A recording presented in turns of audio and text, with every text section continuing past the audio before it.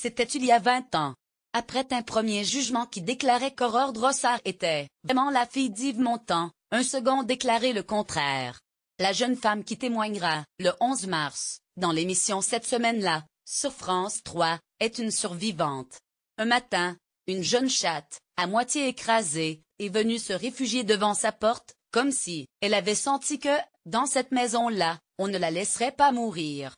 Et Noisette, c'est ainsi qu'Aurore l'a baptisée, ne s'était pas trompée. Elle a réussi à la sauver, forçant même l'admiration du vétérinaire. Telle est Aurore Drossard.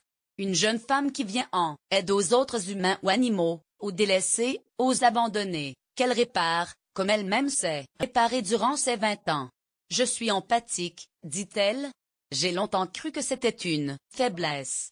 Noisette, telle, n'est certainement pas de cet avis. Pourquoi Aurore Drossard a-t-elle accepté de parler? Si longtemps après on a laissé croire à l'opinion publique que c'était moi qui voulais faire exhumer le corps d'Yves Montand pour prouver qu'il était mon père, alors qu'en réalité, ce sont les héritières qui ont donné leur accord pour prouver qu'il ne l'était pas, lâche-t-elle? C'est important pour moi que l'on sache que je n'ai jamais demandé ça, jamais, insiste-t-elle. Revenons sur les faits. Toute petite, Aurore Drossard apprend par sa maman que son papa est Yves Montand. Seulement voilà, ce dernier ne l'a pas et ne veut pas la reconnaître. Alors Aurore fait avec. Se vit parfois comme une horreur, une erreur, jusqu'au jour où, découvrant une couverture de magazine sur laquelle est écrit Montand, papa pour la première fois il vient d'avoir Valentin avec sa compagne Carole Amiel, la jeune fille de 14 ans, blessée, supplie sa mère de faire quelque chose. Ce sera le début d'un marathon judiciaire qui débute en 1989. Après 5 ans de procédure, de témoignages, 2 ans d'enquête, après la non-présentation par 2 fois du chanteur et acteur à une demande de test ADN, en 1994, le tribunal de grande instance de Paris rend son verdict. Yves Montand est bien le père d'Aurore Drossard.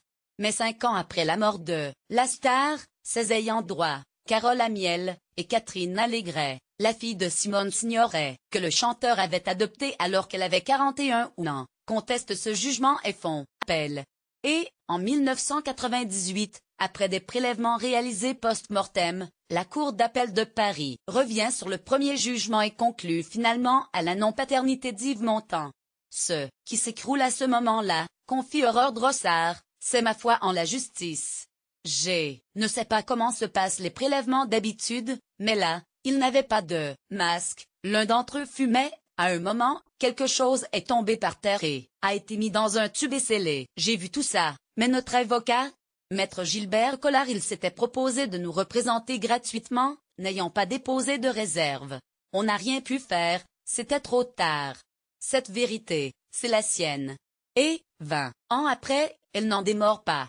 Pas une fois, en dépit du nouveau verdict, Aurore Drossard ne doutera qu'Yves Montand est son père. Mais va commencer, pour elle, un long chemin de croix. J'ai dû faire un sacré gros travail pour lutter contre ma haine, ma violence, ces poisons qui auraient pu me détruire car j'ai souvent eu envie de mourir, confie-t-elle. Les arts martiaux vont l'aider à savoir encaisser les coups de la vie, et dans les livres, la culture, les religions, elle va chercher des réponses.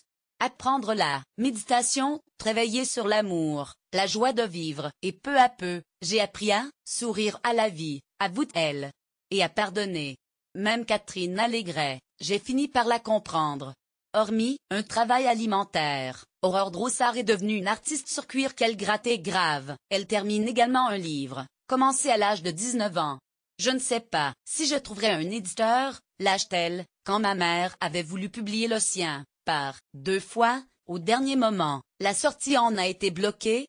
On verra bien, souffle-t-elle, tandis que Noisette, toute ronronnante, vient se blottir sur ses genoux. Crédit photo, DR.